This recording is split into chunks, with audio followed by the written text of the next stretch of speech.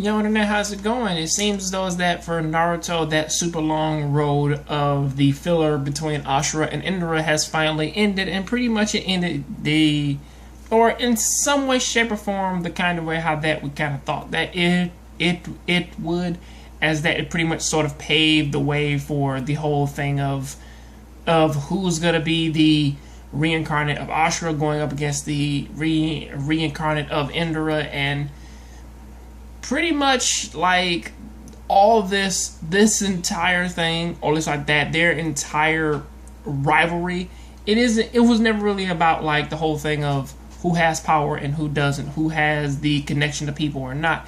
I mean, those are key factors between like how both the brothers handle things. As Hashirama pretty much put it, was like, yeah, you both lack something that the other one doesn't have, and pretty much you have to work together to pretty much make this world a better place.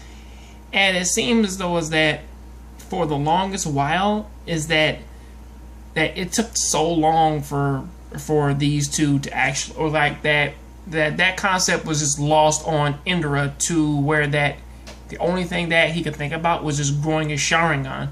But the funny thing about I always found this to be like the funniest thing behind his Sharingan, though, is that regardless of how powerful his Sharingan was, if he couldn't stop his brother, or if he couldn't stop his father, who originally had a Sharingan which turned into the Rinnegan, which is actually supposed to be better than that anyway, you still think it's like what does, like, he can't do anything to stop them aside from the fact that he just wants to be the successor and he wants to rule with an iron fist.